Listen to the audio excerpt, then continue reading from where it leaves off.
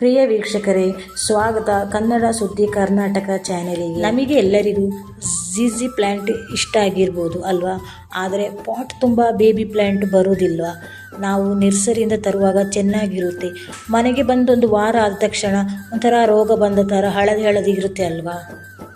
ಅಂಥ ತೊಂದರೆಯಿಂದ ಪರಿಹಾರ ಮಾಡಲಿಕ್ಕೆ 5 ನಿಮಿಷದಲ್ಲಿಯೇ ಮನೆಯಲ್ಲಿಯೇ ಗೊಬ್ಬರ ತಯಾರು ಮಾಡಿ ಗಿಡಕ್ಕೆ ಹಾಕಿ ಕೊಟ್ಟರೆ ಸಾಕು.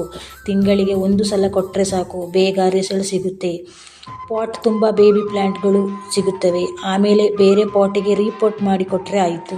ಪಾಟ್ ತುಂಬ ಬೇಬಿ ಪ್ಲ್ಯಾಂಟ್ ಬೇಕಂದರೆ ಓಪನ್ ಜಾಗ, ಅಂದರೆ ಬೆಳಕು ಬೀಳ್ತದಲ್ಲ ಆ ಜಾಗಕ್ಕೆ ಇಟ್ಟರೆ ಸಾಕು. ಜಾಸ್ತಿ ಬಿಸಿಲು ಬೇಡ, ಬಿಸಿಲು ಬಂದರೆ ಅದು ಎಲ್ಲೋ ಥರ ಆಗಿಬಿಡ್ತದೆ.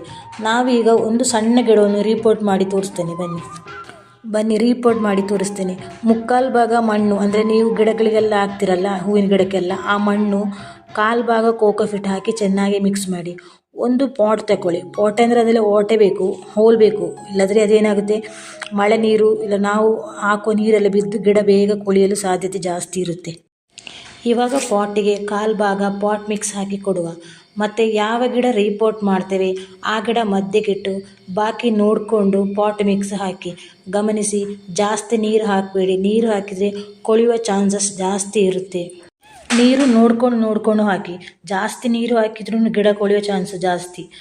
ಆನಂತರ ಬಿಸಿಲು ಕೂಡ ಜಾಸ್ತಿ ಆಗಬಾರ್ದು. ಅದಕ್ಕೆ ಬಿಸಿಲು ಜಾಸ್ತಿ ಆದರೆ ಈ ಎಲೆಗಳು ಕೂಡ ಕಲರು ಅರಿಶಿನ ಆಗಿಬಿಟ್ಟು ಒಂಥರ ರೋಗ ಬಂದ ಥರ ಇರ್ತದೆ.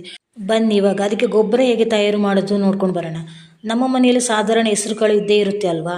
ನೀರಿನಲ್ಲಿ ಹೆಸರುಕಾಳು ನೆನೆ ಹಾಕಿ ಮಿಕ್ಸಿಯಲ್ಲಿ ಹಾಕಿ ಚೆನ್ನಾಗಿ ರುಬ್ಬಿ, ಆಮೇಲೆ 2 ಲೀಟರ್ ನೀರು ಹಾಕಿ 4 ದಿನ ಇಡಿ.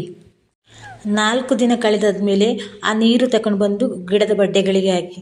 ಪಾಟ್ ತುಂಬ ಬೇಬಿ ಪ್ಲ್ಯಾಂಟ್ ಹುಟ್ಟಲಿಕ್ಕೆ ಶುರುವಾಗ್ತದೆ, ಸಣ್ಣದಾಗಿ ಹುಟ್ಟಲಿಕ್ಕೆ ಶುರುವಾಗುತ್ತೆ. ಗಮನಿಸಿ, 1 ಚೆನ್ನಾಗಿರುವ ಪಾಟಿಂಗ್ ಮಿಕ್ಸ್ ಹಾಕಿ. 2 ಓಪನ್ ಪ್ಲೇಸಲ್ಲಿ ಆದಷ್ಟು ಇಡಿ. ನಿಮಗೆ ವಿಡಿಯೋ ಇಷ್ಟ ಆಗಿದ್ದರೆ ಲೈಕ್ ಮಾಡಿ, ಶೇರ್ ಮಾಡಿ, ಕಮೆಂಟ್ ಮಾಡಿ, ಸಬ್ಸ್ಕ್ರೈಬ್ ಮಾಡಿ.